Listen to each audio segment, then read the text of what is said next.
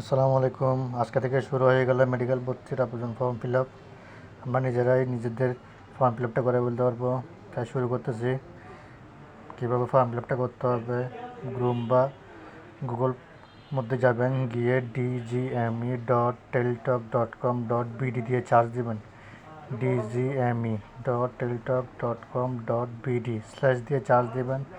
Charge দেওয়া মাত্র আপনার এরকম একটা ইন্টারফেস আসবে। আসা মাত্র আপনি এমবিবিএসে ক্লিক করবেন। ক্লিক করার পর এখানে অনলাইন অ্যাপ্লিকেশনে ক্লিক করবেন। অনলাইন অ্যাপ্লিকেশন হচ্ছে যারা ন্যাশনাল থেকে পাস করবেন তারা হচ্ছে অনলাইন অ্যাপ্লিকেশনে এসএসসি দিবেন। যারা ইংলিশ মিডিয়াম বা ব্রিটিশ কারিকুলাম থেকে পাস করবেন তারা 2 নম্বরটা দিবেন। আমি যেহেতু ন্যাশনাল কারিকুলাম থেকে পাস করছি তাই এখানে অনলাইন অ্যাপ্লিকেশন ফর্মটা ক্লিক করলাম। দেওয়ার পর আপনার কাছে এরকম একটা পেজ আসবে। আপনি এসএসসি এইচএসসি রোল নাম্বার লিখবেন সুন্দর করে। এসএসসি রোল নাম্বার লিখে দিলাম, এইচএসসি রেজিস্ট্রেশন নাম্বার লিখলাম।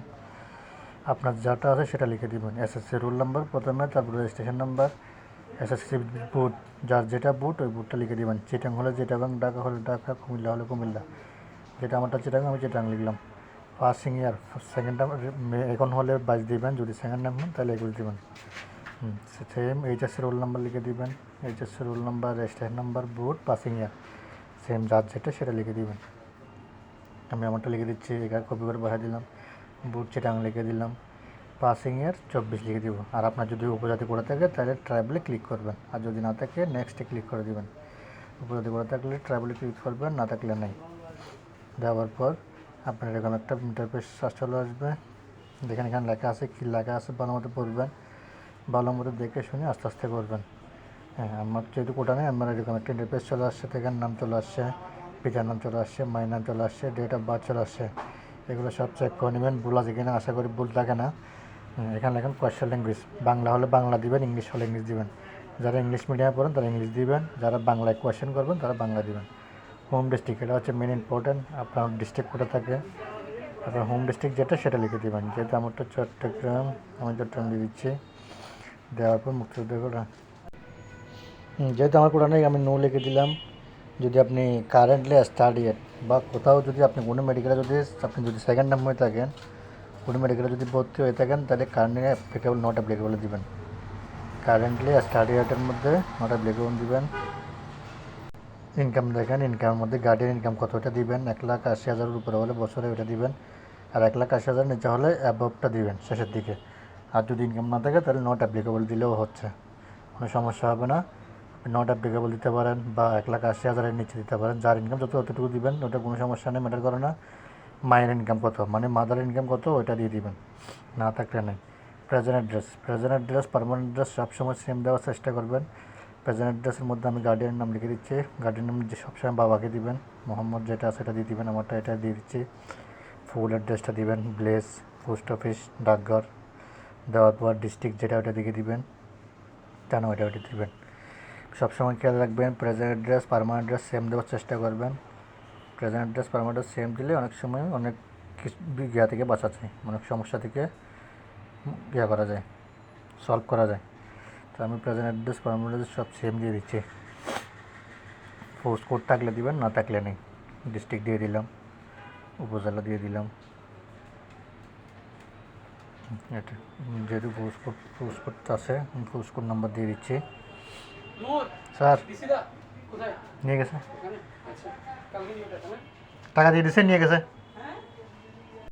মোস্ট ইম্পর্টেন্ট হচ্ছে আপনার এই মোবাইল নাম্বারটা, কন্ট্যাক্ট মোবাইল, এটা হচ্ছে মেন। এটাতেই আপনার এসএমএস যাবে, যে কোনো ইনফরমেশান এটাতেই আসবে। আপনাকে যদি কল করে এই নাম্বারটাই করবে। সচল একটা মোবাইল নাম্বার দিয়ে দিবেন, তারপর অপশনাল নাম্বার আপনি অন্য যে কোনো একটা নাম্বার দিতে পারেন। তাই আমি দেখে শুনে দিচ্ছি, আপনারাও দেখে শুনে দিবেন। আস্তে আস্তে করবেন, তাড়াহুড়ো করবেন না। আজকে করতে হবে, আজকে শুরু হয়েছে এরকম কোনো কথা নেই। আপনি কালকে পরশু 27 তারিখ পর্যন্ত সময় আছে। আপনি যে জেলায় থাকেন ওই জেলায় ডিস্ট্রিক্ট কোটা পাবেন, ডিস্ট্রিক্ট কোডটা পাবেন। আপনার ওকে বাইরে যাওয়ার সম্ভাবনা খুবই কম থাকে। আপনার ইমেল আইডি থাকলে ইমেল আইডি দিবেন। আমার যেহেতু প্রেজেন্ট পারমানেন্ট সেম, তাই সেম এস প্রেজেন্ট ক্লিক করে দিলাম। সেম এস প্রেজেন্টে ক্লিক করলে আপনার প্রেজেন্ট অ্যাড্রেস, পারমানেন্ট অ্যাড্রেস দুইটা সেম হয়ে যাবে। এখন আসছে most important, college choice. College choice হচ্ছে আপনি আপনার পছন্দ অনুযায়ী কলেজ চয়েস দিবেন। ডিস্ট্রিক্ট অনুযায়ী দিতে পারলেই ভালো, বা বিভাগ অনুযায়ী দিতে পারেন, দিলে ওইটাই ভালো হয়। ওটা দিলে ওটা আসার সম্ভাবনা ভালো থাকে। আর ডিস্ট্রিক্টভাবে দিলে আপনার ডিস্ট্রিক্ট কোটা অনুযায়ী প্রথম যে ডিস্ট্রিক্ট আছেন ওই ডিস্ট্রিক্ট কোটাটা পাবেন। আর হচ্ছে বাকি হচ্ছে আপনার আপনার কলেজের র্যাঙ্ক অনুযায়ী দেখতে পারেন। যেহেতু আমাদের এখানে আপনার অন্যতম কোচিং সেন্টারের মধ্যে বিভিন্ন কোচিংয়ের মধ্যে আপনার লিস্ট করে দেয় বিভিন্ন টিচাররা, সেই অনুযায়ী করতে পারেন। যেহেতু আমাকে আমাদের কোচিং থেকে এটা লিস্ট করে দিচ্ছে, আমি সেই অনুযায়ী দিয়ে দিচ্ছি। ঢাকা দিলাম, সরসারিমুল্লা দিলাম, শহীদ সোহরাওয়ার্দী দিলাম, শহীদ সোহরাওয়ার্দী চিরাং মেডিকেল দিলাম, এমএজি ওসমানী দিলাম। আপনারা আপনাদের পছন্দ অনুযায়ী দিয়ে দিবেন। আমার পছন্দ যেগুলো ওগুলো আমি আমার পছন্দ মতো দিয়ে দিচ্ছি। আপনারা আপনাদের পছন্দ অনুযায়ী যার যেটা ওটা দিয়ে দিবেন। আপনার এটা যে কোনো একটা মাইক পড়া আসলে আপনি মাইগ্রেশন করে উপর দিকে আসতে পারবেন। তাই আমি সুন্দর করে দিয়ে দিবেন, ধীরে আসতে করবেন, তাড়াহুড়ো করবেন না। আমি আমার পছন্দ অনুযায়ী সব কলেজ দিয়ে দিচ্ছি। আপনার এখানে 37টা কলেজ আছে, সব কলেজে দিতে হবে, একটা বাদ দিয়ে আবেদন করা যাবে না। 37টা ফিল আপ করলেই আপনার আবেদনটা কমপ্লিট হবে, না হলে আপনার আবেদন কমপ্লিট হবে না। তাই আপনাকে ধীরে আসতে সবগুলো দেখে দেখে দিতে পারবেন। আপনি প্রত্যেকটা সিলেক্ট করে অ্যাডের মধ্যে ক্লিক করবেন। সিলেক্ট করে অ্যাডে ক্লিক করলে আপনার এটা ডান পাশে চলে যাবে। আর যদি এখান থেকে রিমুভ করতে চান, আপনি রিমুভে ওইটাতে বাম পাশে ক্লিক করে রিমুভে দিয়ে দিবেন। আপনারা এখানে বাম পাশ থেকে ডান পাশে নিতে গেলে অ্যাডে ক্লিক করবেন, আর ডান পাশ থেকে বাম পাশে নিতে গেলে রিমুভে ক্লিক করে দেবেন। তাহলে আপনার কলেজ চয়েসটা সুন্দরভাবে হয়ে যাবে। আমি যেভাবে দিচ্ছি আপনারা চাইলে এভাবে দিতে পারেন, বা আপনাদের নিজের পছন্দ অনুযায়ী কলেজ চয়েস দিতে পারেন।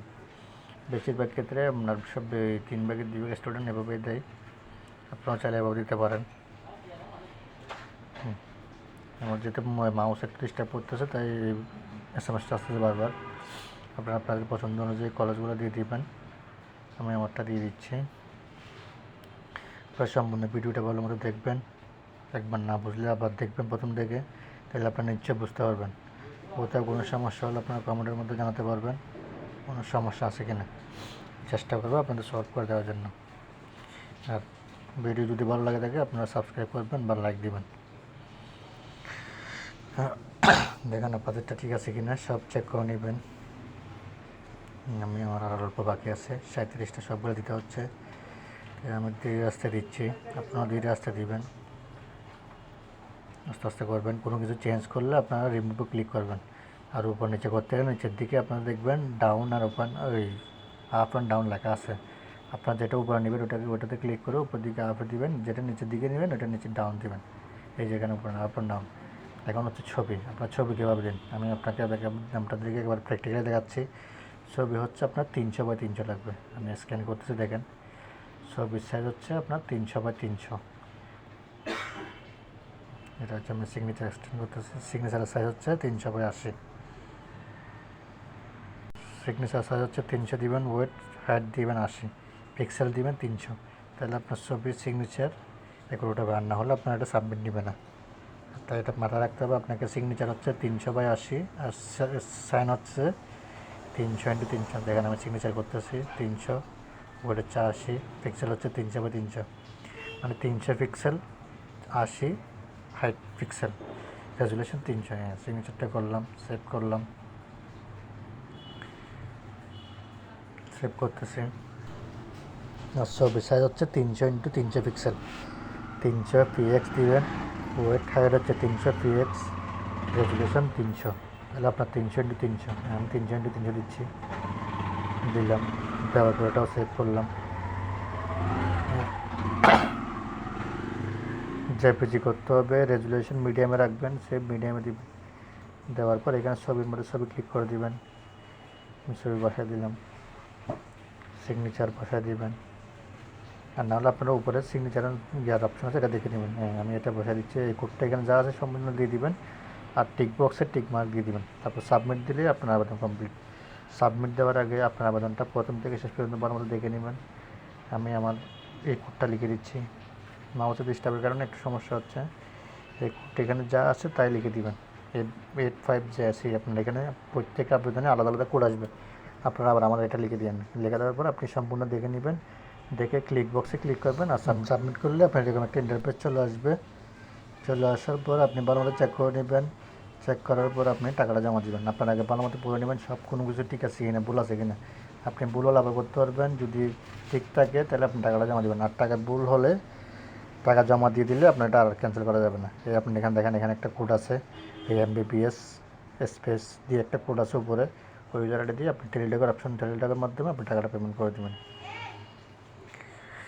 আপনারা এই কোডটা টেলিটক সিমের মাধ্যমে মেসেজ অপশনে গিয়ে এই কোডটা লিখবেন, MBBS স্পেস এই কোডটা লিখে দিবেন। আপনারটা আপনার মতো করে লিখবেন, লেখার পর আপনি সেন্ড করবেন 16322 16322 নাম্বারে ক্লিক করে দিবেন, তাহলে আপনার টাকাটা জমা হয়ে যাবে। তখন আপনাকে সেন্টার কোড দিতে হবে, আপনি যে সেন্টারে আছেন ওই সেন্টার কোডটা দিবেন। দেখেন আমি আমারটা এরকম দিলাম। টাকা জমা হলে আপনি এখানে ইউজার আইডি দিয়ে টাকাটা চেক করতে পারবেন। এই যে চেক করে নেবেন, চেক করে আপনি এখানে দেখলে আপনার টাকাটা জমা হয়েছে দেখতে পারবেন। সেন্টার কোড মোস্ট ইম্পর্টেন্ট, আপনি মেসেজ অপশানে গিয়ে টাকাটা জমা দেওয়ার সময় সেন্টার কোডটা দিয়ে দেবেন।